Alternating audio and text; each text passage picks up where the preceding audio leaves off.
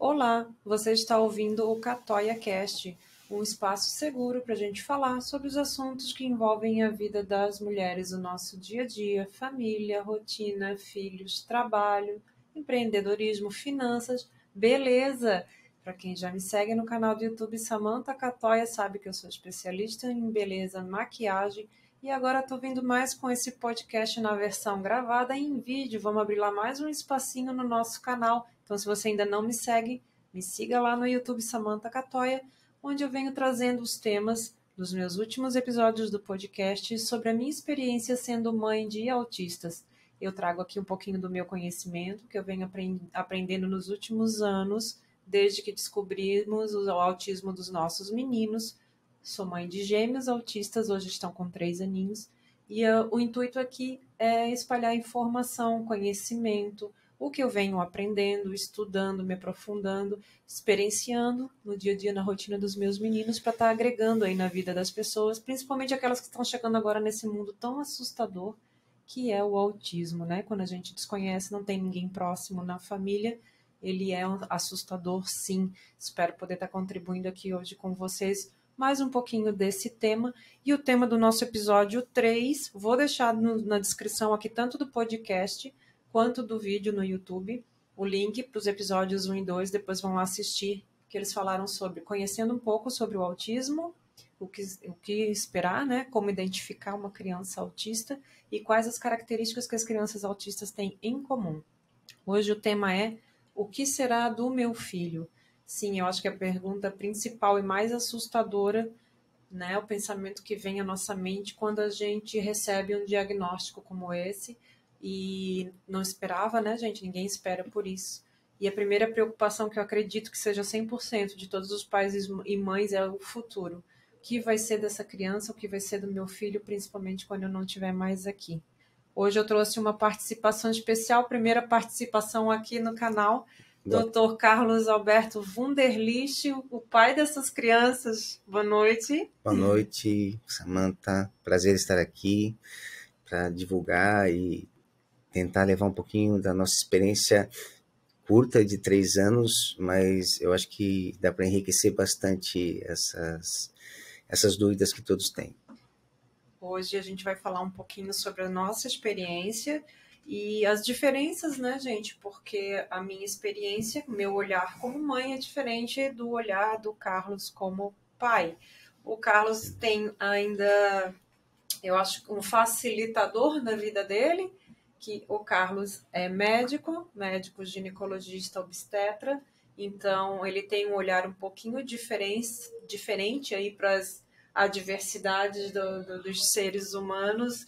Autismo não é uma doença, autismo é um transtorno, e desde que a gente descobriu, eu acredito que por mais que tenha sido assustador num primeiro momento, acho que a gente vem lidando aí de uma forma um pouquinho diferente da grande maioria das pessoas que não tem nenhum conhecimento da área da saúde. Conta um Certamente. pouquinho, Carlos, como é que foi para ti esse diagnóstico, sendo que as crianças hoje estão com 3 anos, mas foram diagnosticados mesmo ali por volta de 1 ano e meio, 1 ano e 9 meses, né? Então a gente tem aí 2 anos, nem isso, dentro da certeza do espectro do TEA deles. Na realidade, é difícil você expressar teu sentimento em relação a isso, quando você descobre que teus filhos, no caso, têm autismo. Lembrando que desde pequeno a gente começou a perceber que algumas coisas diferentes, né, que eles apresentavam, muito mais em relação a comportamento, por exemplo, nas festinhas que a gente fazia mensalmente, né, mêsversário, que eles chamam e tal, e eles pareciam sempre sérios, até a gente brincava, né, que eles não riam, eles eram sempre sérios, eles olhavam para a gente, tipo assim, o que esses doidos estão fazendo, aí, gritando, pulando e tal, né? Ali a gente começou a ver que isso era diferente e tal. E depois, quando a nossa amiga, né, a Gisele Borba, que tem um filho autista e entrou em contato com eles, e teve, eu digo assim, teve a coragem, porque nem todo mundo tem coragem de chegar e abordar os pais, né, mesmo, principalmente amigos, para não causar nenhum constrangimento. Ela foi capaz de sentar conosco e apontar, dizer, olha, eles têm algumas características que o meu filho tinha e tal. É difícil lidar com isso, assim. Eu lidei como se fosse uma nova experiência, e a gente está lidando com isso, né? Tenho, assim, dentro de mim, uma certeza de que eles vão se tornar seres independentes dentro do espectro deles, mas capazes de se administrar sozinhos. Agora, isso é uma esperança, se isso vai acontecer, a gente não sabe. Só que eu não fico criando dentro de mim expectativas, né? Porque expectativa gera ansiedade. E ansiedade, às vezes, é difícil de lidar com isso. Então, nós vou falar um pouquinho disso hoje, da parte do estudo que eu trouxe para vocês, né? Que fala justamente sobre isso, o que esperar, né? Do que você vai ser do meu filho, e trata essa questão da expectativa, como a gente mensurar isso para que isso não traga para a gente mais desgaste emocional, sim, porque o desgaste emocional de uma família autista é gigantesco. E a ciência está aí hoje, graças a Deus, para ajudar a gente em relação a isso. E ela entra aqui dentro dos diagnósticos, né, que são um grupo de profissionais para até chegar no diagnóstico do autismo. Essa criança passa por avaliações por diferentes tipos de profissionais e todos eles estão embasados dentro do ABA. Hoje a ABA é uma metodologia, um estudo científico que, graças a Deus, ali desde a década de 80 fez uma revolução dentro do TEA, dentro do espectro. Crianças que antes disso não tinham capacidade de desenvolvimento algum, autistas, depois disso tiveram uma crescente absurda depois dessa metodologia aplicada intensivamente no tratamento dessas crianças. Gente, uma ressalva que vocês estão escutando o chorinho deles de fundo, tá? Isso vai acontecer porque é difícil nós dois estarmos em casa no momento que eles estejam dormindo. Então, eles estão no momento do banho agora, vocês devem estar escutando o chorinho do fundo, vai acontecer. O autismo, gente, como eu já falei nos outros 2 episódios anteriores, ele está numa crescente exponencial. Antigamente ele existia, mas ele não era tão claro, tão evidente como ele está acontecendo hoje em dia. E hoje em dia, praticamente toda família tem uma criança autista, se não tem, vai ter. Porque está 1 para cada 44 nascimentos, tá? O que era de 1 para 1000, 1 para 100, já está em 1 para 44 e crescendo exponencialmente. Então, é importante a gente propagar a informação, a gente levar a informação correta, porque se toda a família hoje não tiver, vai ter. E se não tem, tem um amiguinho no colégio, teu filho tem na sala de aula, tem um coleguinha próximo. E essas crianças típicas também têm que aprender como conviver, como lidar e como agregar, né? Como ter empatia pelo diferente, pelo próximo, como saber lidar nas situações adversas, nos momentos das crises dos amiguinhos. Isso é muito importante, levar informação para todos, tá? O diagnóstico do autismo, ele é mais difícil ali na tenra idade, principalmente para quem não tem os olhos bem treinados para isso. Até os 5, 6 anos ele é mais complicado. A partir dali ele se torna mais evidente, porque os transtornos e as estereotipias da criança, né, são muito, muito fortes. Mas antes disso existe sim as questões dentro do TEA, ela se apresenta dentro daquele indivíduo, como eu falei nos capítulos anteriores. No episódio 2 eu falei muito sobre as características que as crianças todas têm em comum dentro do TEA, tá? Que a principal onde o autismo pega essas crianças é na interação social e na dificuldade de entendimento, né? O cognitivo deles é muito afetado. E o ABA ele entra realmente aí, ali por volta de 87, com as pesquisas do Louvas, onde ele começou a intensificar esse treinamento. O ABA ele a tradução dele é análise do comportamento aplicada, tá? Applied Behavior Analysis. Até os anos 80, as crianças não conseguiam se desenvolver, não tinha uma metodologia que ajudasse os médicos no diagnóstico. Aí o Carlos pode me dizer se estou certa ou errada em relação a isso. O Carlos também é obstetra e tu te lembras, Carlos, até ali mais ou menos essa época de ter atendido pacientes com que tivessem queixas, que seus filhos tinham alguma coisa diferente Não, que se relacionasse a autismo? não. Na realidade, o autismo, ele simplesmente, como você falou, né? Ele se tornou como quase que uma epidemia, apesar de não Não ser ser, classificado como sim, doença, mas né? eu entendi a tua comparação. Mas o Faz parecer aos nossos olhos leigos que de repente isso aconteceu, quando de e aí fato não é isso, né? como médico, na realidade, É, mesmo assim é difícil dizer se hoje é porque estão fazendo mais diagnóstico hoje e antes não faziam, mas eu fico pensando assim, onde estavam essas crianças autistas, né? sim, Se é só uma questão de ter mais diagnóstico hoje do que antes, e que o número de autismo não aumentou, o que aumentou foi o diagnóstico, mas então onde estão essas que crianças a gente não via, que a né? gente não De via? forma tão forte como a gente vê hoje. Então, eu acho que não é só uma questão de estar tendo mais diagnóstico, mas eu acho que Tá está aumentando, tendo um sim. número de Os casos, números estão comprovando sim, isso. de autismo. Sim, os Agora, números estão aí hoje o que está comprovando isso. causando isso, a gente não sabe. Na verdade, para quem ainda não ouviu o podcast 1 e 2, convido vocês a estarem ouvindo depois. Eu comentei um pouquinho sobre isso, onde se fala, né, das transformações genéticas que os familiares vêm sofrendo ao longo dos anos.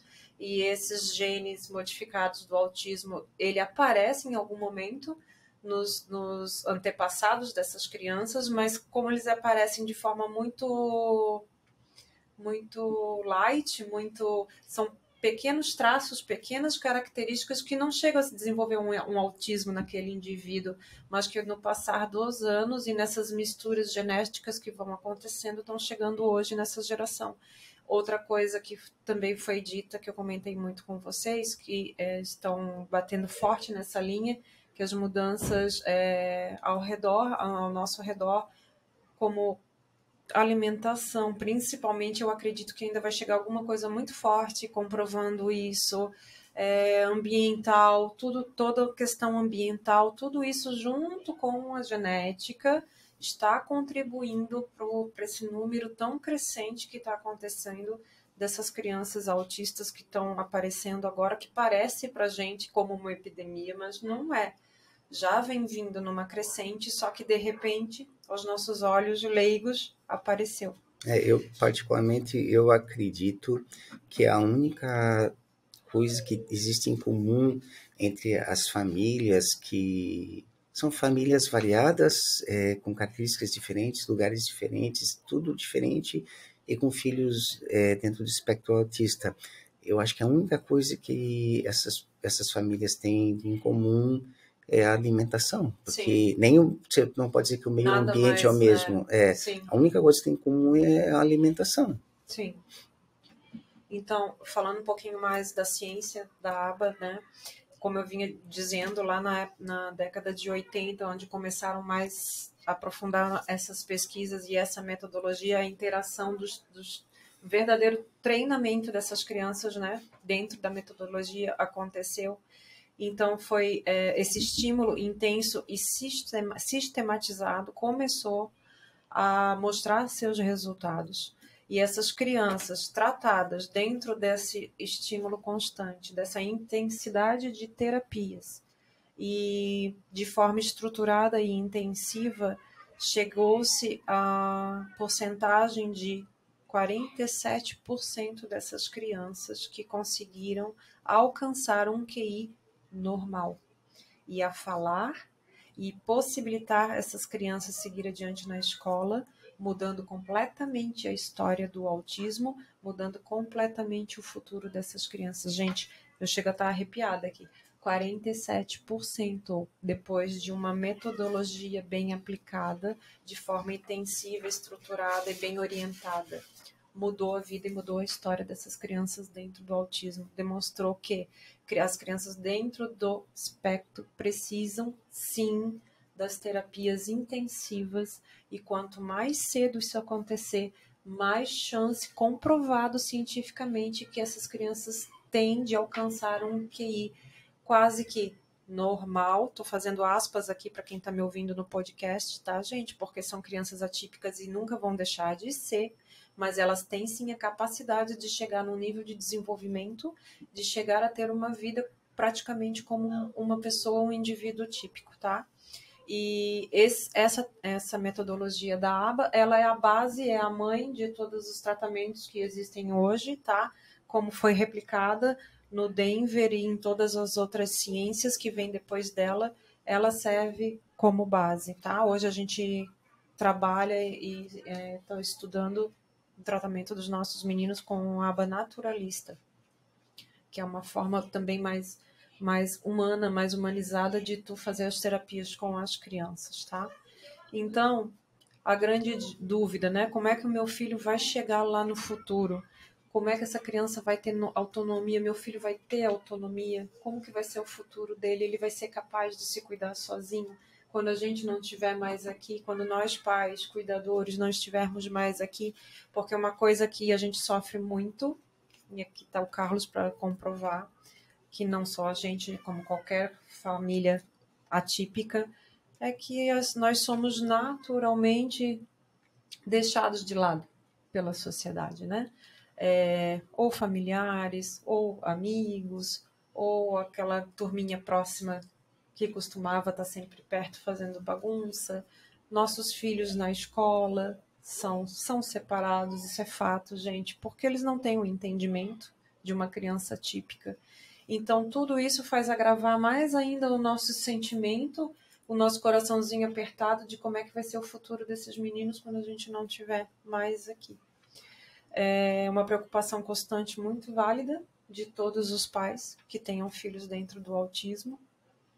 E o que vai servir de parâmetro para isso, de acordo com os estudos e com todas essas comprovações que já temos hoje, dessa metodologia sendo aplicada, o que vai definir o futuro dessas crianças é a questão cognitiva deles. Quanto maior a capacidade cognitiva da criança, mais ela vai aproveitar o tratamento e mais ela vai conseguir deslanchar. Ela vai conseguir alcançar um desenvolvimento mais próximo de um indivíduo atípico. O que é essa capacidade cognitiva, gente? É a capacidade dela de memorizar, a capacidade de concentração, principalmente na hora do estudo, a capacidade de associação. Carlos pode falar um pouco mais sobre isso? Tem alguma coisa, alguma questão médica também relativa a essa capacidade cognitiva de um indivíduo? Na realidade, o espectro é tão amplo que é muito individual, assim. Nós temos esse exemplo de ter dois filhos gêmeos autistas e os dois são diferentes, inclusive na capacidade cognitiva de cada um, né? O que um tem mais tem uma habilidade melhor em uma área, o outro tem na outra e são diferentes. Então, eu acho que a ciência, em cima disso, como ela tem que trabalhar com muitas variáveis, e são variáveis, porque cada indivíduo é difícil você conseguir mensurar, né? Mensurar, botar, você vai fazer uma estatística, sim, é tão amplo a gama que não consegue botar numa estatística. Então, eu entendo que o trabalho com eles, os métodos e tudo, eles são muito individualizados, assim, você pode ter um roteiro, você pode ter uma guia, mas cada criança, cada indivíduo, ele tem suas características e essas características, onde elas se sobressaem, é que, na minha opinião, claro, deve ser explorada, mais sim, incentivada, né? Mas é muito amplo isso, não tem como saber. Sim, na verdade, esse é das dificuldades, não é nem problema, das dificuldades também no identificar, enquanto está ali naquele período de avaliação e estudando para ver se essa criança está dentro do espectro, porque o espectro ele é muito amplo. Eu falei disso nos 2 primeiros episódios. Existem 3 níveis hoje, classificação hoje do autismo, eles estão dentro de 3 níveis. O nível 1, que é o leve, que era o antigo Asperger.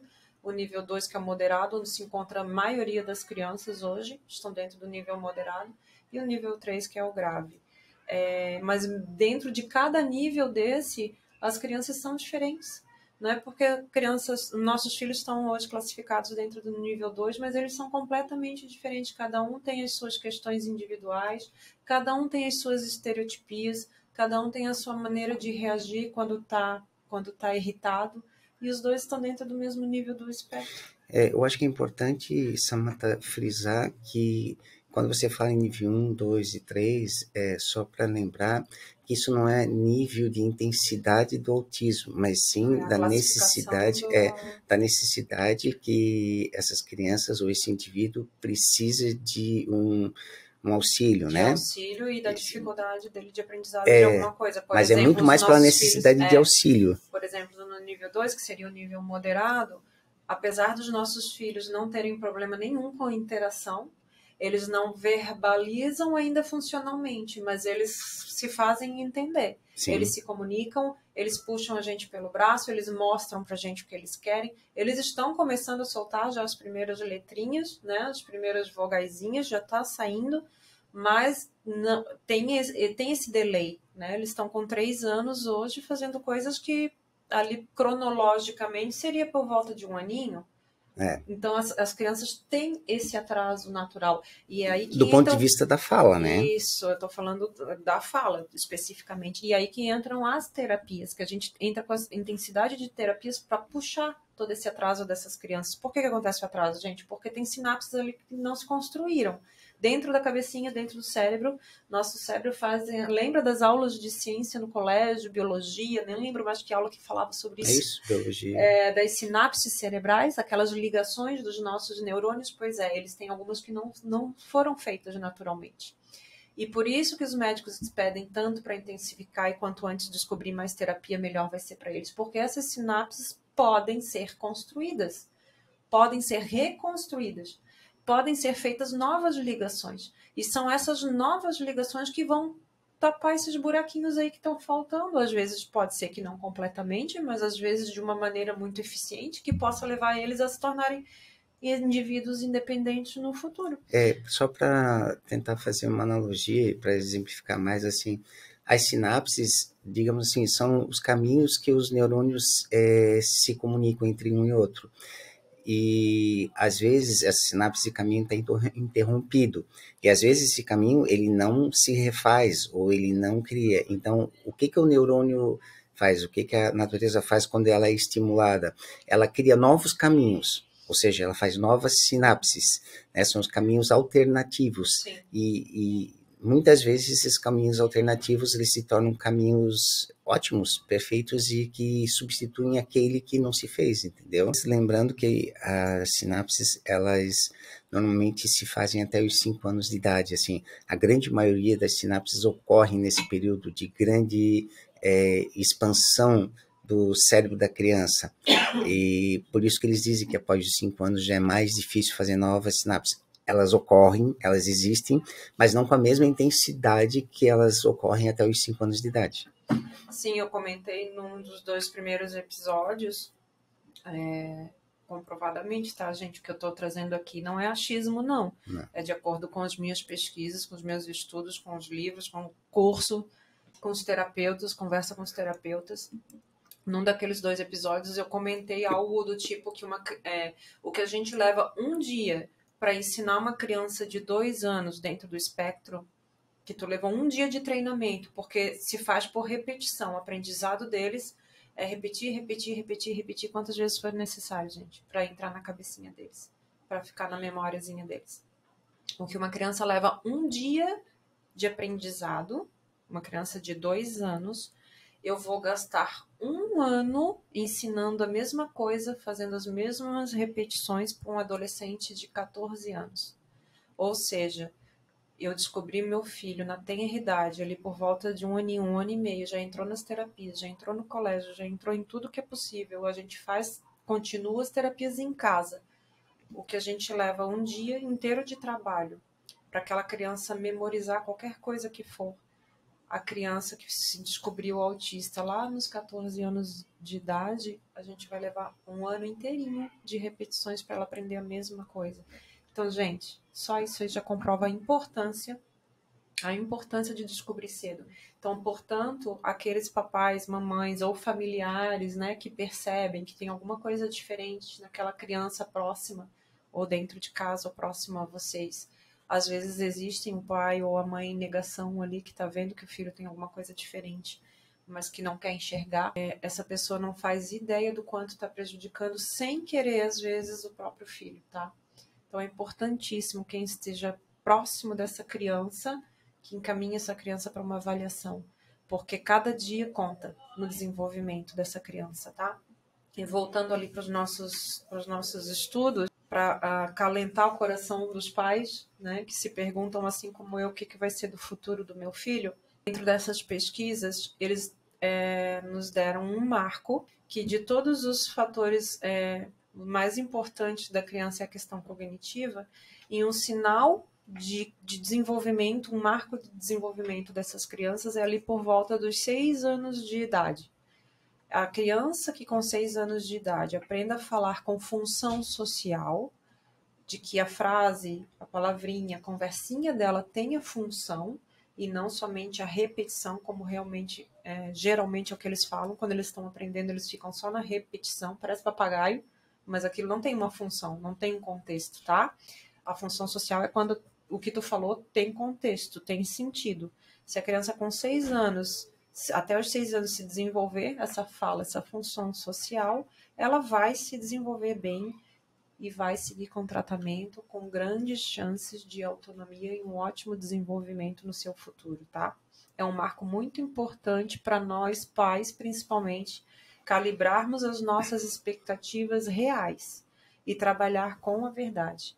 Eu acho isso muito importante porque assim diminui as nossas frustrações, diminui a nossa tristeza quando a gente tem uma expectativa errada sobre alguma coisa sobre aquela criança, né? Porque qual é o pai, qual é a mãe que não gera uma expectativa ótima para o seu filho, que não sonha alto para o seu filho?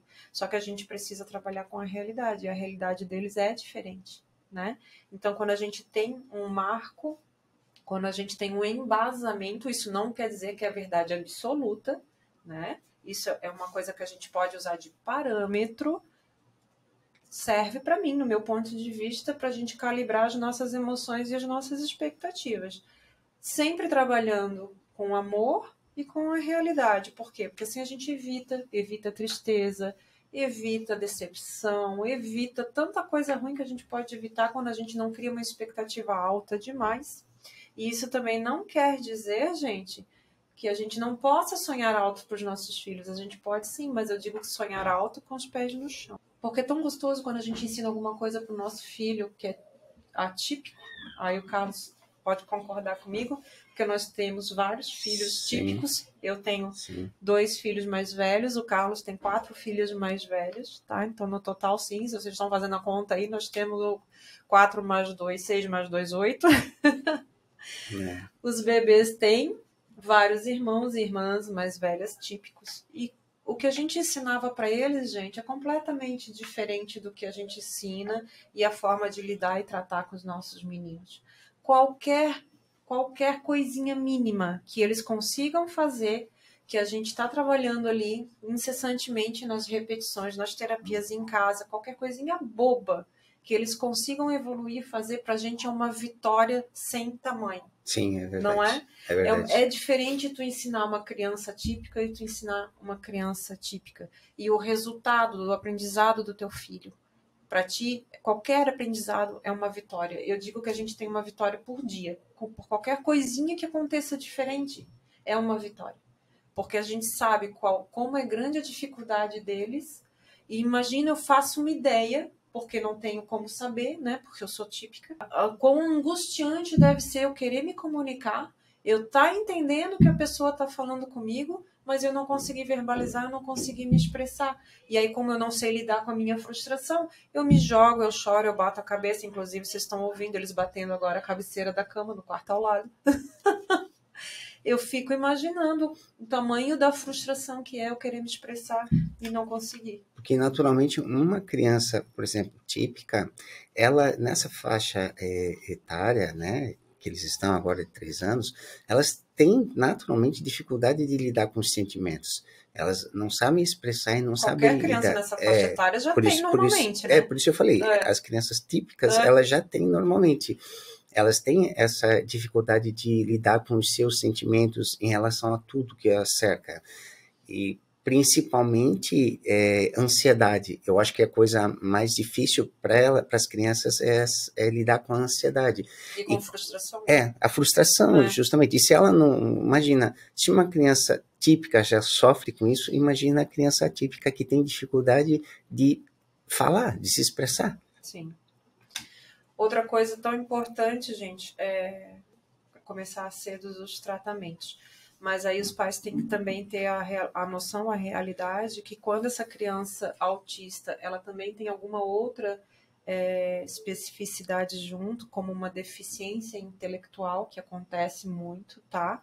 Aí é uma situação, um caso mais grave, ela também vai ter mais dificuldade em aproveitar as terapias e pode não conseguir se desenvolver tão bem. E aí, no caso, então, essa criança não entra dentro dessa estatística que eu comentei anteriormente aqui. Por que é tão importante, então, a gente começar o tratamento cedo? Porque eu falei lá no episódio 1, se eu não me engano, da plasticidade cerebral. A neuroplasticidade ensina isso, da capacidade, da facilidade desse cérebro jovem em absorver, ele é como se fosse uma esponjinha, absorvendo informação e aprendendo. Por isso que a gente fala que quanto mais jovem a gente aprende mais fácil as coisas. E é fato, a neuroplasticidade ensina isso, que é a capacidade moldável do cérebro, dele se readaptar e dele aprender coisas novas. Por isso, a insistência em que essas crianças têm que entrar nos tratamentos o quanto antes, tá? Outra coisa que influencia também como vai ser o meu filho lá no futuro é o período gestacional. Sim, o que aconteceu durante essa gestação, como que essa mãe se cuidou, essa mãe tomou ácido fólico no primeiro trimestre, essa mãe teve acompanhamento, algum transtorno, um estresse muito elevado durante a gravidez, como ficou a questão, né, de proteção dessa mãe, como ela se sentia durante a gestação.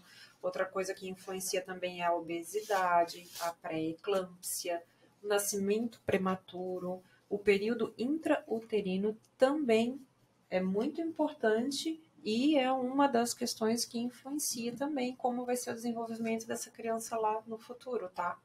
Carlos, quer falar alguma coisa sobre isso? Já é a especialidade do Carlos? Justamente essa é minha área, assim. Isso que a Santa falou, na realidade, é para qualquer criança. Qualquer criança, Sim. seja típica ou atípica, ela sofre as influências do que ocorre na gravidez, Sim. né? No desenvolvimento dela. Tudo isso pode levar um atraso, uma dificuldade de desenvolvimento dessa criança. Novamente, típica ou atípica. Só que lembrando que a criança típica, ela já tem a sua própria dificuldade do fato dela ser atípica. Se você ainda soma mais todos esses fatores de pré-natal, tudo, vai tornar mais difícil ainda, né? O grau de dependência que essa criança atípica vai ter. Então, a importância de um pré-natal adequado, de todos os cuidados que possam prevenir, seja pré-eclâmpsia, obesidade, diabetes e todas as doenças que podem estar associadas e que vão interferir depois no desenvolvimento da criança, tem que ser feito. Tem que ser, porque é como a gente diz, você só vai saber se o teu filho é típico depois que ele nasce. Bem depois. Não durante o pré-natal. Então, você tem que fazer independente. Até vou trazer uma ressalva aí, a minha experiência, né? Porque quem carregou essas crianças fui eu. Toda a gestação deles foi perfeita. Apesar de ter as questões da vida e eu ter passado por momentos de estresse, mas tudo isso foi minimizado porque eu tinha um especialista do meu lado, no caso o pai, e tive a gestação com todo o suporte ali necessário, todo o tratamento adequado, muito mais até, pois era uma gestação gemelar, né, gente? Então, naturalmente, a minha gestação já era de risco. Eu tinha 41 anos, mas nada disso foi razão, porque em nenhum momento, em nenhum exame que eu fiz durante a gravidez, deu alguma alteração, né, Carlos? Absolutamente todos os exames, todos, e aí eu tô te falando exame de imagem, exame de coração que eles fizeram, exame neurológico, exame de... Nossa, eu já nem lembro mais de tanto exame que eu fazia. Ultrassom todo mês, depois quase toda semana no final da gravidez. Exames clínicos. Nenhum dos meus exames apontou absolutamente nada de diferente, E tá, nem gente? no acompanhamento, na realidade, nem no acompanhamento do Desenvolvimento desenvolvimento deles da gravidez intrauterino. era exatamente igual de todas as outras crianças, assim, não houve absolutamente nenhuma diferença. Você, Exatamente. E o ele Carlos é se mexia, especialista em gestação gemelar. pode ser, mas a criança mexia mais, mexia menos, não, mexia igual a todas as outras crianças que fazem pré-natal. Ou seja, durante o pré-natal, praticamente através dos exames físicos e dos exames que hoje a gente tem, praticamente impossível descobrir uma Hoje, né? criança. Hoje é impossível descobrir a diferença entre um pré-natal de uma criança típica e de uma criança atípica. Não tem como. Sim. Bem, outro fator, então, além desses que podem ser, tá, gente? Isso não quer dizer que é uma verdade absoluta, mas podem influenciar também como vai ser o desenvolvimento do teu filho lá no futuro, ainda mais para as crianças atípicas, tá?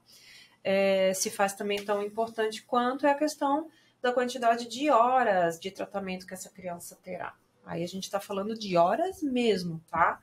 E o tratamento comportamental intensivo no início da vida influencia no resultado futuro dessa criança. Isso é fato, tá? Por isso que se faz tão importante o treinamento também dos pais, que é o que a gente está fazendo aqui hoje, levando informação para os pais e se capacitando, tá, gente? É muito importante. Assim como vocês fazem, acredito, cursos de capacitação dentro da área de vocês, né?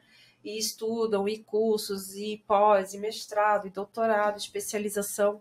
Os pais também têm que procurar sua capacitação dentro da área, dentro do espectro, tudo que envolve esse mundinho novo, a gente precisa, porque nós somos responsáveis pelo desenvolvimento desses anjos, né, no mundo. E como é que tu vai fazer o desenvolvimento, trabalhar o desenvolvimento de uma criança se tu não sabe lidar com isso, se tu não sabe como lidar com isso? Porque é completamente diferente de educar filhos típicos, tá? Completamente diferente. Isso você não vai aprender no Google, né? Isso não vai... tu Não pode vai até procurar ter alguma informação, mas ter não alguma vai informação. aprender. E assim, porque teu filho é único, né? Exatamente. Então, você precisa se capacitar, porque assim, ninguém está preparado para ter um filho atípico. Ninguém está preparado. Não, ninguém. Quando o teu filho nasce, você imagina que ele vai ser igual a todas as crianças, principalmente nós que já tínhamos outros filhos. Já tinha uma penca. Não haveria nenhuma dificuldade de forma alguma, de lidar com eles. Mas outra coisa, porque primeiro, não teve nenhum apontamento de nada na gravidez de que teria algum problema. Nem antecedentes familiares. E nem antecedentes, e nem irmãos, e nem filhos anteriores. Então não tinha. Não tinha. Nem na família, assim. E uma outra coisa, você precisa na medida que o teu filho vai se desenvolvendo ali, atípico, que você vai levando terapias, né, dando oportunidades de ter terapias para os teus filhos, tu tem que lembrar também que você precisa aprender a como lidar com eles, porque eles agem de forma diferente, eles têm reações diferentes e reações, às vezes, que a gente pode dizer... A gente não sabe como lidar no primeiro momento. Que assustam. Assusta você e assusta quem está do teu lado, às vezes, assim, seja um estranho ou seja um parente, que eles também não sabem como lidar. Ninguém sabe como lidar. E eu acho que isso responde aquilo que tu falou no início, de que as pessoas se afastam de ti, os amigos se afastam, porque eu acho que é porque eles também não sabem como lidar. Então, dos motivos é não saber como lidar. Exatamente. Outro é a pessoa não querer levar esse problema para dentro da vida dela, não querer conviver com isso. Outro é... triste falar, mas é preconceito mesmo, gente. Tá? Preconceito existe. Que já existe e a gente passa por ele todos os dias. Então, é imprescindível não só a capacitação dos pais para saber como lidar com essas situações que são completamente diferentes dos nossos filhos, assim como também ainda já teve uma crescente, mas ainda está deficitária a capacitação dos profissionais. Por exemplo, eu vejo nas escolas, a gente acabou agora nós estamos em processo de mudança de nossos filhos da escola, Infelizmente, eu tenho que dizer que por 1 ano e meio que eles ficaram ali naquela escola, foi 1 ano e meio eu praticamente discutindo quase todos os meses com a coordenação, que tinha que colocar um assistente para cada um, assistente terapêutico, que é direito deles garantido por lei, tá? E eu estou falando aqui de uma escola particular. Praticamente foi uma briga, né, Carlos? Colocar um assistente para cada um. Não tiveram, até o momento de agora que eles saíram, eles não tinham cada um seu assistente terapêutico. Foi colocado ano passado, mais ou menos no meio do ano, uma assistente a mais na sala, porque a salinha deles já tem uma assistente auxiliar da professora, mas essa auxiliar da sala não é assistente para o nosso filho. Primeiro, eles têm direito por um assistente terapêutico, que é um profissional capacitado. E o colégio não coloca um profissional capacitado, ele coloca mais uma estagiária para servir de assistente de sala. Só que em vez de ser assistente de sala, ela vai atender aquela criança. E no caso dos dois, foi colocado uma assistente para atender os dois. Ou seja, por 1 ano e meio eles ficaram dentro daquele colégio e eles não tiveram o direito deles de lei garantido. E é o que acontece, essa é a realidade, tá? Esta é a realidade, porque eu faço parte de alguns grupos de mães de pais atípicos e gente, as reclamações são as das mais absurdas que vocês não fazem nem ideia, tá? É uma vida difícil, sim. A gente passa a ser taxada como antissocial, a gente passa a ser taxada como uma pessoa grossa, porque a gente está o tempo inteiro brigando por tudo. E geralmente brigando pelo que é direito dos nossos filhos, tá? Essa é a nossa realidade. Então, sim, é uma vida muito, muito difícil, porque é muito estressante. Além da gente ter que lidar com o emocional, de aprender a lidar com essas crianças e com as questões singulares deles, que são complicadas, a gente ainda tem que trabalhar todo esse outro lado, de também ter que defendê-los da sociedade e das outras pessoas e do preconceito e de serem excluídos, e a gente ainda tem que lidar com as nossas questões emocionais de a gente também ser excluído, da gente ser taxado de outras coisas, porque as pessoas não têm a empatia de se colocar no nosso lugar e de não fazem nem ideia, nem imaginar o que é uma vida de uma família atípica. Então, se faz importante o treinamento dos pais também por isso, por outra questão, gente, financeira, tá? Porque as terapias são caras. Nós estamos falando aqui de consultas médicas diárias. Tá? O médico aqui na minha frente que pode falar melhor sobre isso.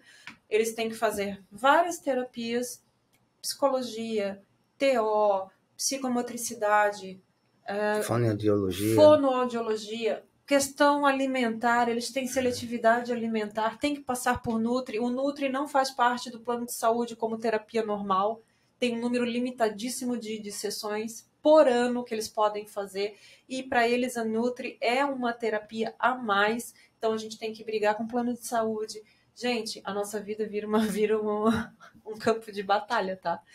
Então, por que é tão importante a capacitação dos pais também? Porque os pais têm que virar terapeuta na vida, ponto. Tem que virar. Porque a gente é uma vida muito onerosa, muito custosa. Porque aí tu tá falando de terapias diárias, de consultas médicas todos os dias, várias por semana, com especialidades diferentes. E, infelizmente, até onde eu tenho conhecimento, pelos grupos que eu participo, ninguém ali dentro tem todas essas terapias validadas ou seus filhos têm acesso a elas pelo governo. Então, a vida dessa família deixa de existir, de ser uma vida social, porque se concentra nas questões das necessidades dessas crianças, né? Porque a prioridade são as terapias.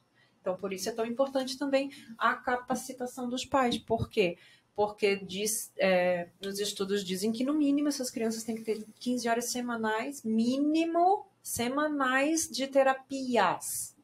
Ou seja, se meu filho faz 2 horas por dia de terapia, vezes 5 dias dão 10 horas na semana. Se fizer 2 vezes todo dia, 2 horários, dá 10 horas. Tá faltando 5 aí na semana. Essas 5 horas a gente tem que complementar em casa. Terapia, gente.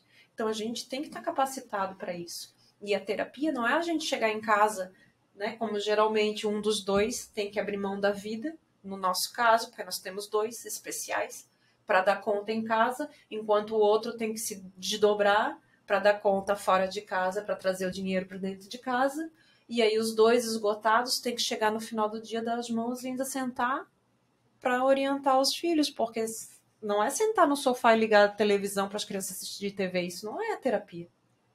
Terapia é aquele tempo de qualidade, que a gente senta com eles ali no chão e abre o livrinho e pega a canetinha e começa a ensinar ludicamente, ou então até pode botar o desenho, mas bota um desenhinho que vai te ajudar, tá ensinando ele alguma coisa, um ABC, uma musiquinha de letrinha, de silabazinha, de números, de bichinhos, tudo que a gente precisa educar eles para essa vida que eles já têm um atraso natural para aprender.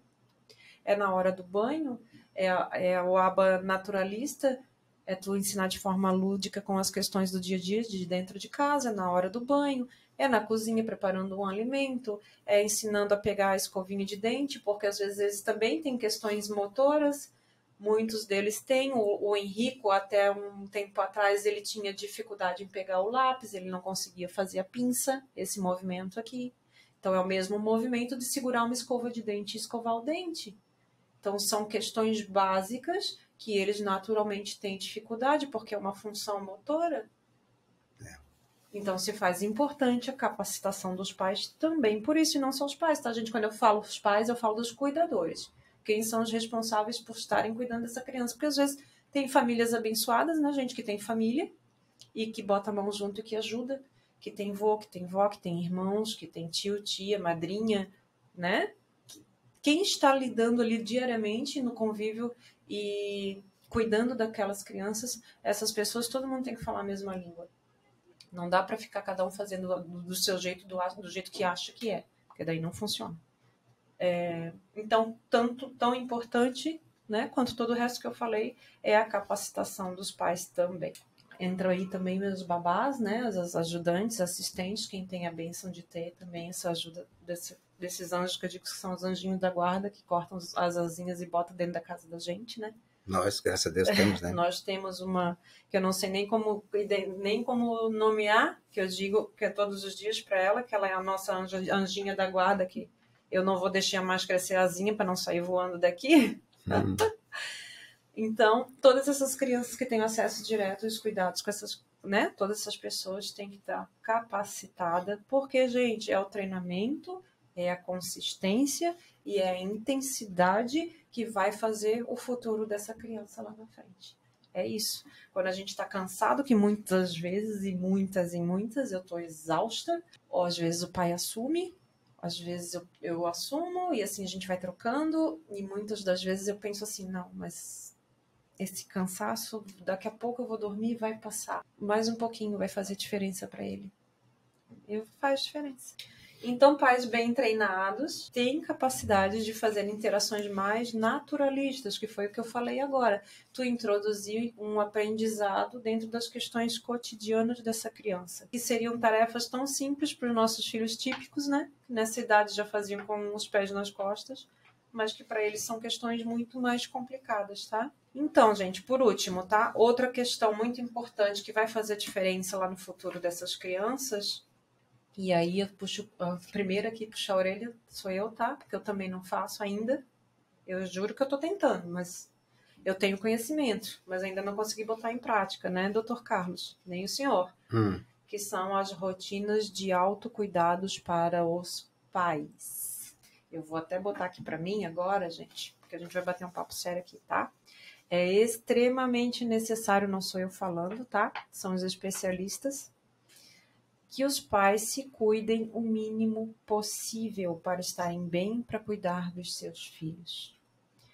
A atividade física se faz necessária, pelo menos 3 vezes 3 horinhas na semana, ou 50 minutinhos na semana, que seja uma caminhada de 50 minutos, de sair de casa, de olhar para o mar, de pegar vento no rosto, de ver pessoas, de esvaziar a cabeça, de botar o coração para bombar, se faz extremamente necessário, tá? Atividade física com momentos de autocuidado, porque quando os níveis de estresse que nós passamos, todos os dias nós temos picos de estresse, Principalmente a parte que fica com eles mais tempo, tá? E quando esses níveis de estresse diminuem, a gente sabe que passa a ser menos reativo. Gente, nós somos animais. Nós somos animais. Isso é natural. Nós temos as nossas necessidades fisiológicas, nós temos as nossas reações, mas a gente também tem a nossa inteligência emocional. E um corpo desregulado, facilmente, né? A gente não tem controle sobre uma situação que a gente teria se a gente tivesse ali um mínimo de autocuidado, né? Então, a gente sabe que passa a ser menos reativo e absorve melhor, por exemplo, aquele momento de descontrole dos nossos filhos, que são vários, todos os dias, sem a gente se afetar tanto. Porque afeta, gente, o nosso emocional fica machucado, tá? Porque tu tá vendo, é teu filho que tá ali. Pra gente é como se ele estivesse ali num momento de sofrimento, que muitas vezes é porque ele não tem entendimento do que ele tá sentindo. E isso ali passa pra gente também, tá? Então, se a gente tem esse mínimo de autocuidado, não é, gente, 50 minutinhos 3 vezes no dia, já dá um picozinho de endorfina, doutor, que libera no nosso corpo, a gente faz exercício físico, que dá a sensação da alegria, endorfina. A sensação do prazer, a sensação de coisa boa. A gente precisa disso, né? Isso faz a gente aprender a se controlar mais, não ter o descontrole, né, quando afeta nossos filhos, evitando ficar até com raiva, às vezes, daquela situação, que é natural, né? Somos seres humanos também.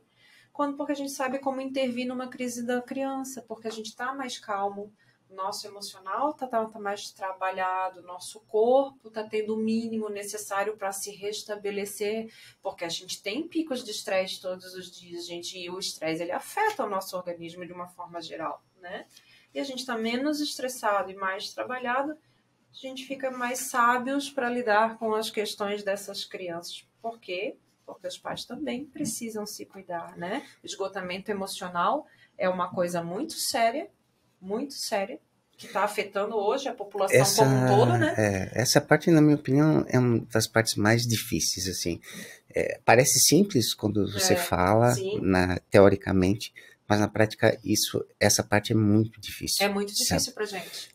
Porque você precisa, os teus filhos, eles demandam de ti uma atenção muito grande. É o tempo inteiro. Então, assim, no teoricamente... nosso caso, nós temos 2, o tempo inteiro. Aí você pensa assim, quando você chega do trabalho em casa, eles vão imediatamente, você precisa assumir o teu lugar ali junto para dar uma folga para aquela pessoa que está o dia inteiro ali cuidando deles, que é extremamente cansativo, sabe? Extremamente cansativo. É muito cansativo. Então, gente, você precisa assumir, aí você assume isso e você deixa de ter o teu tempo para ti, entendeu? E você não tem tempo para nada. Sobrecarga do teu dia. Sim, né? isso Por mais que quem está indo para a rua tendo a sua rotina normal, é uma rotina de trabalho. É cansativo. Obviamente que não se compara anos-luz, gente, com a rotina de cuidar das crianças, com a rotina que é criar uma rotina para eles, porque eles precisam da rotina para não se desregular, tá? A gente pode falar sobre isso num outro podcast. Por mais que seja, isso vira uma rotina incessante para quem está ali o tempo inteiro. Então, se faz necessário essa troca de turno, se faz. Só que a pessoa que chegou naquele momento, ela também está cansada da rotina dela. Então, eu digo que é uma sobrecarga de tarefas. Então, é muito difícil, principalmente como nosso caso, que somos nós dois. Com a graça de Deus, nós temos uma ajudante, mas ela também é um ser humano, né? E tem horário para ir embora. É muito difícil, infelizmente. Gente. É muito difícil. Por isso é um apelo que eu faço para as famílias de quem está próximo, para quem é familiar, de uma família atípica. Não fazem ideia da sobrecarga que é. Se tem amor, se tem zelo, se tem cuidado, olha por esses cuidadores, porque os cuidadores também precisam de cuidado. Porque se esse cuidador vir a falhar, vir a faltar, quem é que vai cuidar dessas crianças? Não é mesmo? E nós estamos falando aqui de seres humanos, geralmente dos pais, já pessoas mais velhas, né? Que tem também as suas questões ali físicas, né? Que também tem ali os seus problemas pessoais. Gente, é uma questão de saúde e bem-estar. Eu vi uma vez assisti uma psicóloga falando que o estresse enfrentado por uma mãe atípica se equipara ao estresse de um soldado em guerra em campo de batalha. Eu fiquei assustada, eu vou repetir, tá? Porque eu repeti várias vezes esse trecho do vídeo. O estresse de uma mãe atípica, de uma criança com TEA, é equivalente ao estresse de um soldado em campo de batalha. Aí eu lembro que eu parei o vídeo e pensei com os meus botões. Tá aí uma mãe de gêmeos autistas. A guerra infinita. A gente ri pra não chorar, mas É guerra infinita. essa foi a minha pergunta na minha mente, que ficou sem resposta. Aí vocês já tiram suas conclusões por aí, tá? Na verdade, isso não é nenhuma queixa, nada. Não, mas é um apenas fato, uma realidade. É uma realidade, é um fato, porque as pessoas, os cuidadores também precisam de cuidados. Por exemplo, que eu não falei aqui ainda, a gente ainda não sabe o que é uma noite de sono. Nos últimos 4 anos eu não sei o que é uma noite inteira de sono. Se a gente teve alguma nesses últimos períodos aí, eu não me lembro. Porque eles têm as questões dentro do autismo também, o mal dormir. Aliás, um deles dorme muito mal do que o outro ainda. E como são gêmeos, né, gente? Quando um acorda, se acorda ainda em crise, acorda o outro, acorda a casa inteira. Né? E eu tenho outra questão, que entra em questão pessoal. O Carlos não tem problema com isso, porque o Carlos tem uma rotina desde que se vê por gente como médico, já fez muito plantão na vida. O Carlos tem facilidade de acordar, atender as crianças e em seguida voltar a dormir. Eu não tenho. Eu tenho insônia. Eu sou uma pessoa que, se for acordada, muito dificilmente eu vou conseguir pegar no sono novamente. Então, vocês façam ideia, gente, o que é 4 anos passando assim? A privação do sono é uma coisa muito, muito séria, porque assim afeta a tua memória, principalmente a tua memória. Nossa. Assim, a Samantha sempre fala, ela ficou uma memória de Dolly, assim. Eu brinco com isso, né? Mas não é brincadeira. Realidade. Não é brincadeira. Eu falo, eu virei a sim. Dory. Depois das crianças, eu virei a Dory, porque a minha memória me deixa na mão o tempo inteiro. Realmente, assim. E é complicado. E olha, e qualquer momento de sono é preciosíssimo, valioso, preciosíssimo, sim. A gente procura tentar sempre assim, quando um tá muito cansado, aí um assume e deixa essa pessoa dormir, né, o outro dormir, mas o que pode, depois reveza, mas não é fácil. E mesmo assim, tu imagina a Samantha, que é uma pessoa que tem insônia, então mesmo que você dê o tempo para ela dormir, ela não consegue dormir. E aí, se tu pensar, então tem que ficar. E tem muitas vezes precisa ajuda de medicação. De medicação, porque senão não vai. Eu ia falar. Por quê? Porque tu não tem aquele tempo de sobra, sabe? Eu vou esperar o meu corpo funcionar e dormir sozinho. Senão, eu não posso esperar. Eu tenho que deitar, eu tenho que dormir, porque eu também, daqui a pouco, eu já tenho que acordar. Então, muitas vezes a gente precisa da ajuda da medicação para ter um mínimo de qualidade de vida, de conseguir dar conta da vida. Então, gente, isso que eu tô falando, eu não tô fazendo uma reclamação da nossa realidade. Eu tô falando para servir de exemplo para as pessoas que estão ao redor das famílias atípicas terem mais empatia, entender e, se puder, sim, botar a mão e ajudar, porque se faz muita necessidade de ajuda. Não é uma questão simples, não é uma questão fácil. Tá? As pessoas não têm ideia e às vezes, como você falou, não querem se envolver, né? Não querem se envolver, tudo bem, né? Como eu já escutei várias vezes da boca de várias pessoas, a gente não é obrigado. Não é obrigado. É uma questão de amor e de bem-querer. Se tu se importa com aquela pessoa, se tu ama aquela pessoa, quando a gente ama, pelo menos no meu ponto de vista, no meu entendimento, o amor é incondicional. Eu quero ver aquela pessoa bem. Então, eu vou fazer o que for possível dentro das minhas condições para ajudar para ver aquela pessoa bem. Então, gente, é empatia, tá? E se tu não tem acesso direto, ninguém na tua família, pelo menos tenha o conhecimento de não olhar com um olhar julgador para aquela família. Porque a gente passa por situações constrangedoras o tempo inteiro. Vou dar um exemplo nosso. Ontem mesmo a gente tentou sair de casa um pouquinho com eles. Porque a gente faz tentativas de sair de casa. Na grande maioria das vezes, a gente se cansa menos ficando em casa do que tentar expor eles a uma rotina, alguma coisa típica na rua. A gente tentou levar eles no shopping, tentou levar eles no brinquedinho. Eu entrei junto com eles. Eu fiquei lá dentro dos brinquedos por 20 minutos tentando fazer eles explorarem o brinquedo. Não quiseram de jeito nenhum. E a gente, em casa, eu com os dois trancados o dia inteiro, gente. Eles fizeram a terapia de manhã e depois foi em casa o dia inteiro. No momento que o Carlos chegou assim, não, vamos sair, vamos dar uma volta com essas crianças. Eles não aceitaram brincar, não aceitaram. Sim, então vamos lá na praça de alimentação, vamos tentar dar uma comidinha. Eles também têm o problema da restrição alimentar. Geralmente, quando tá na rua, geralmente a única coisa que eles aceitam é purezinho de batata e arroz. E olhe lá. Depois fui lá, pedi, comprei, sentamos na praça de alimentação para alimentar os dois. Estava indo tudo muito bem. Sim. Até que o Lorenzo fez ânsia a primeira vez. E eles têm essa questão, eles fazem a ânsia muito facilmente. Pois não deu outra, em seguida já virou pro lado, já botou tudo para fora o que estava jantando. Veio o Henrico na sequência, mesma coisa, estava finalizando o pratinho dele, virou pro lado, puxou a ânsia. Gente, no meio da praça de alimentação do shopping, as pessoas ao redor comendo. Vocês façam ideia de quantos olhares atravessados eu recebi. Ainda bem que eu não me importo com isso, assim. mas Aí o que não é acontece? fácil. É um momento de estresse, segura aqui, segura ali, tira daqui, sai de cima, tira a roupa, troca a roupa, um fala com o outro já, né, geralmente eu já mais exacerbada, sai da frente, tira daqui, e é muito, exaustivo.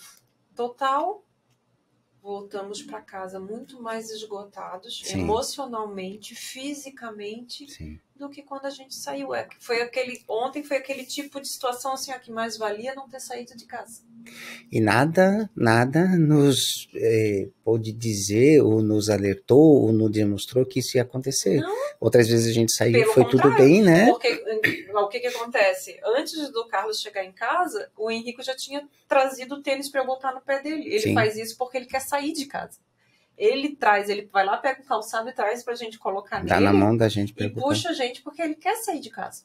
Então a hora que o Carlos chegou foi até engraçado. Ele tava só de fralda e de tênis. É verdade. Eu assim, pai, nem tira as coisas, nem tira sapato, porque vão pra rua.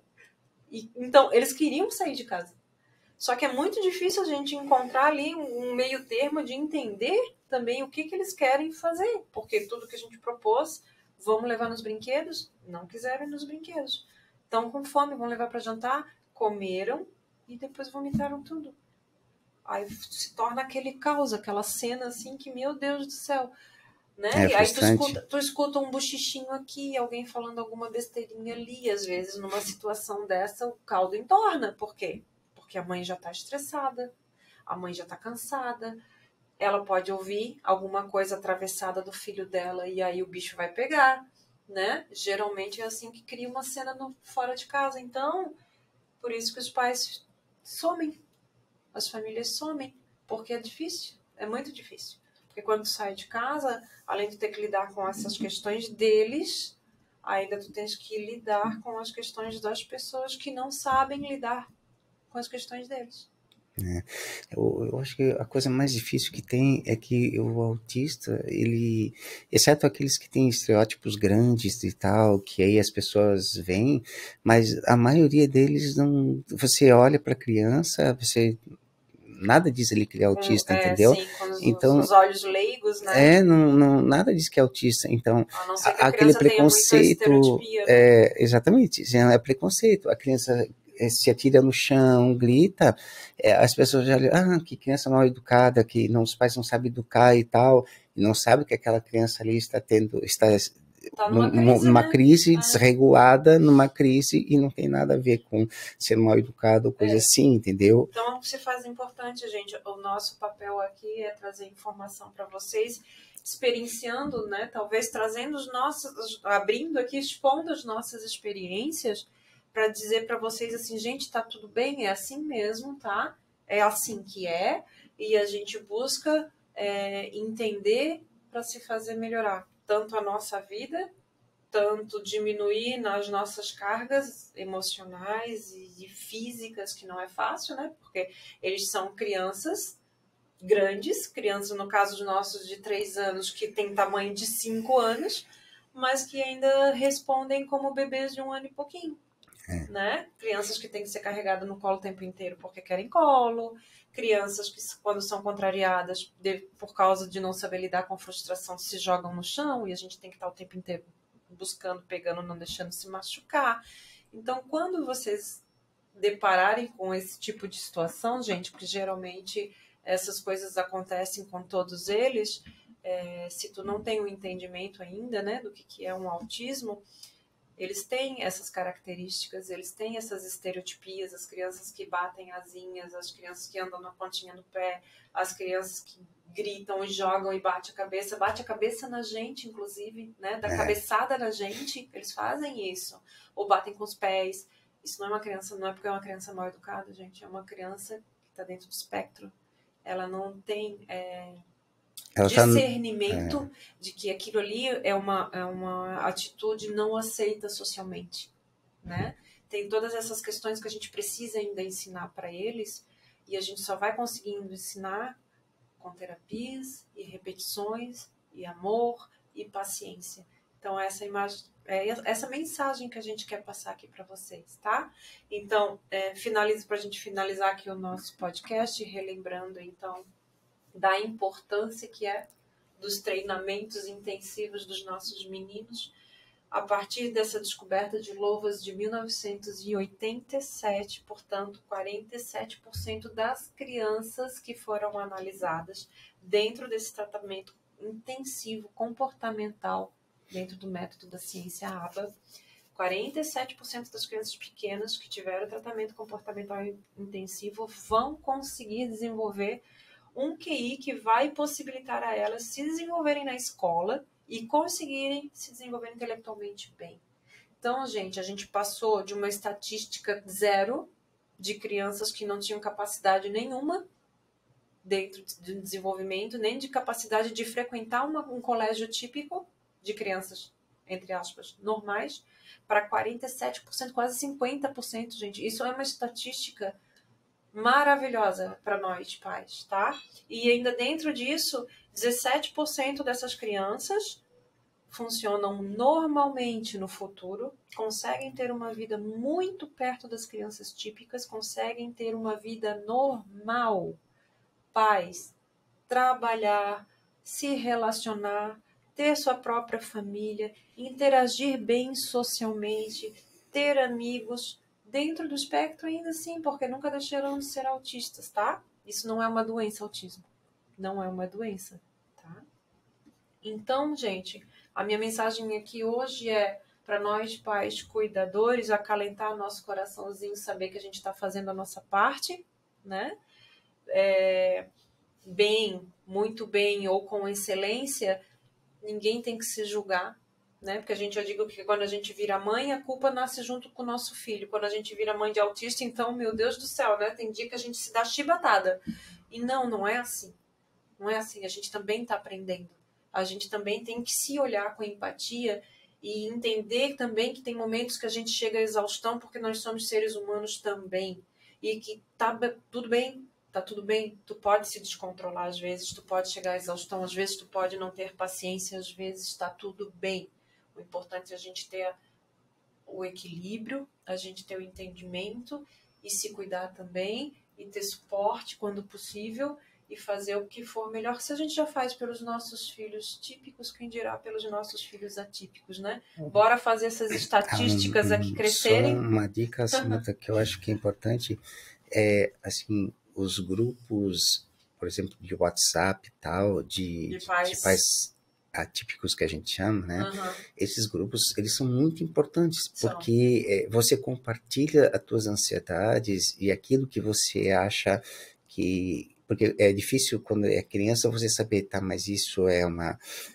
tipo um mimo, a criança ela está difícil, mimada ou é do autismo, isso é difícil. Ou então a criança tá fazendo birra, sendo mimada, exatamente, né? E nos grupos, nesses grupos de WhatsApp, onde você vai discutir, você vai conversar, você vai trocar ideias, isso ajuda muito, sabe? E ajuda a diminuir a tua ansiedade também. Ele acaba sendo um grupo de suporte, né?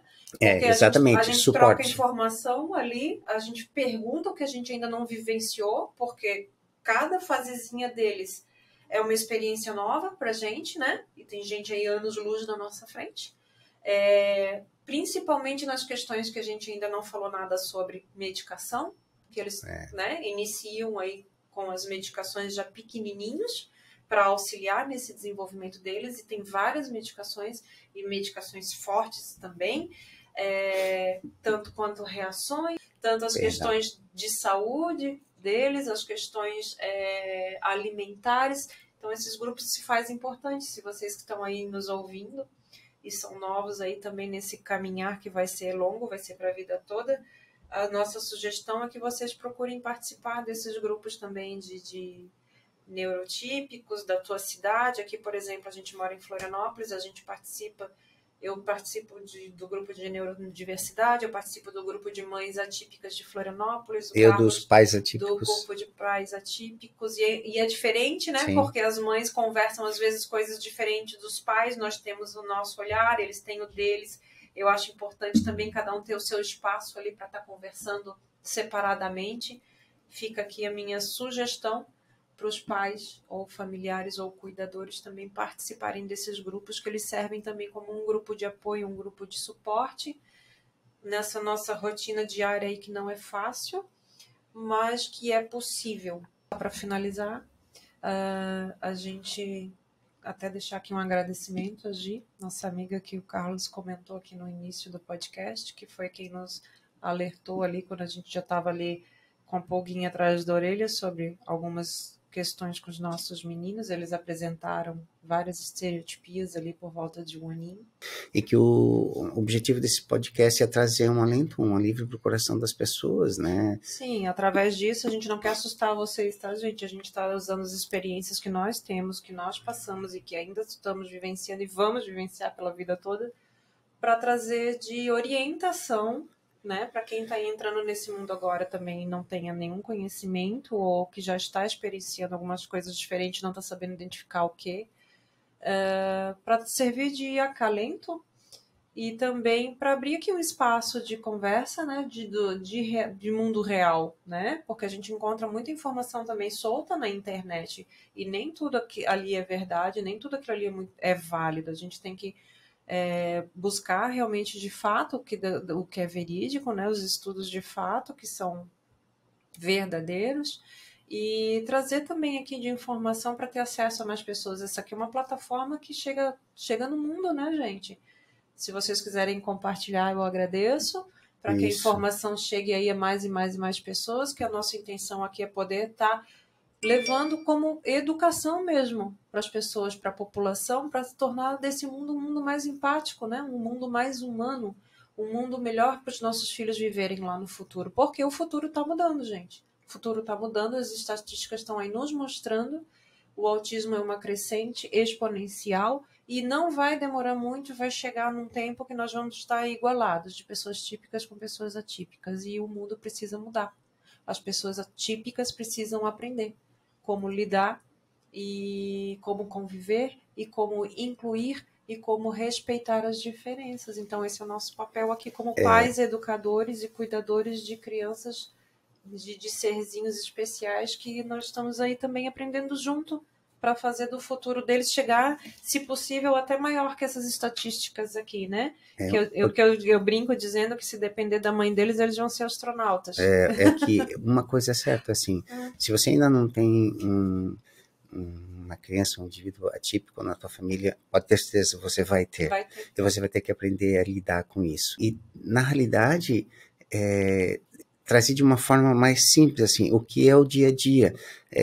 Claro, baseado em informações científicas, tudo, mas não aquela coisa científica maçante, sim trazer o que é a realidade de nossa e que é de muita gente, sabe? E trocar essas informações.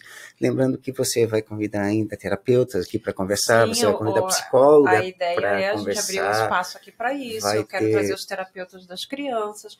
Vocês que estão aí nos assistindo, se tiverem interesse em participar, só deixar um comentário abaixo do vídeo para mim. Entra em contato comigo, vai ser um prazer. Qualquer pessoa, gente, que possa vir aqui e agregar, trazer informação, aprendizado para a gente, para poder espalhar para os pais, para onde essa internet levar, está muito bem-vindo aqui ao Espaço Aberto para isso. É só deixar um comentário aqui abaixo, entrar em contato comigo ou entrar em contato comigo através das outras mídias do Instagram, Samantha Catoia Beauty, ou então das crianças do Catoia Twins, o Instagram deles. Só entrar em contato comigo, que sim, será muito bem-vindo. Pretendo ainda trazer pessoas aqui para estar agregando mais sobre esse assunto, como também outros assuntos. Quero trazer a experiência de outras mães, a experiência de outras crianças, né, atípicas, de outros graus, para aprendizado para a gente, para aprendizado de todas, e como eu falei, da gente poder fazer a nossa parte aqui, um pedacinho do nosso papel nesse mundo,